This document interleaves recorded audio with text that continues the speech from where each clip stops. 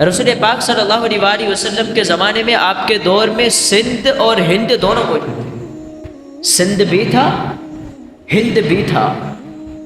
قرب قیامت کی جو نشانیاں ہیں ان میں سے ایک بڑی نشانی یہ بھی ہے کہ غزوہ ہند ہوگا۔ آپ بھی سنتے ہوں گے غزوہ ہند، غزوہ ہند، غزوہ ہند۔ قرب قیامت سے پہلے ایک بڑی جنگ ہوگی، ایک بڑا غزوہ ہوگا۔ اب تقریباً ذخیرہ حدیث میں 5 حدیثیں، کتنی؟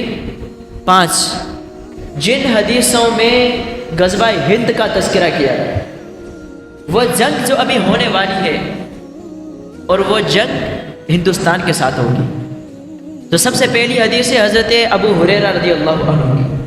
وہ فرماتے ہیں حدثنی خلیلی الصادق رسول اللہ صلی اللہ علیہ وسلم انہ قال، وہ فرماتے ہیں کہ مجھے میرے جگری دوست رسول اللہ صلی اللہ علیہ وسلم نے فرمایا، تو فرماتے ہیں یکون فی ہذہ الامۃ بعث الی السندھ والہند، سندھ اور ہند کی طرف لشکروں کی روانگی ہوگی۔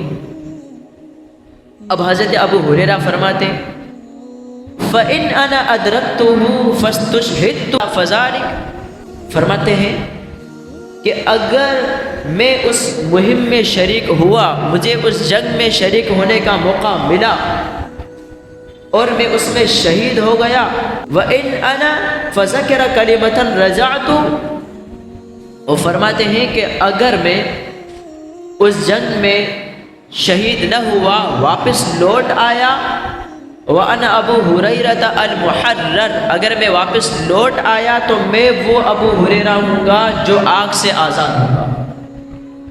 اب یہ حدیث پاک ہے۔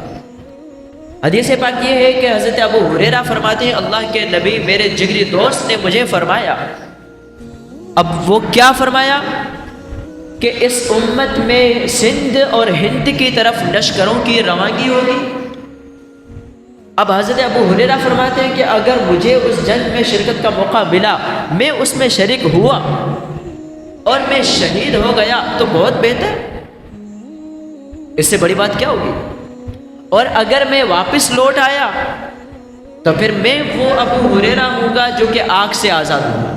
اور سندھ کا نام لیا تھا، اس کا مطلب یہ ہے کہ سندھ جو ہے وہ آپ صلی اللہ علیہ وسلم کے زمانے میں بھی موجود تھا، 800 سے 1400 سال پہلے اس سندھ کا وجود تھا۔ یہ حدیث پاک مسند احمد بن حنبل کے اندر موجود ہے، حدیث نمبر 8823 ہے، اور یہی روایت تاریخ کی بڑی اتھینٹک کتاب البدایہ والنہایہ کے اندر بھی موجود ہے کہ یہاں اسلامی لشکر آئیں گے، اس کو فتح کریں گے، جنگ ہوگی۔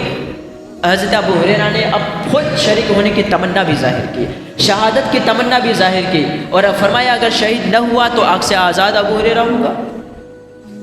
تو ایک تو یہ حدیث پاک ہے۔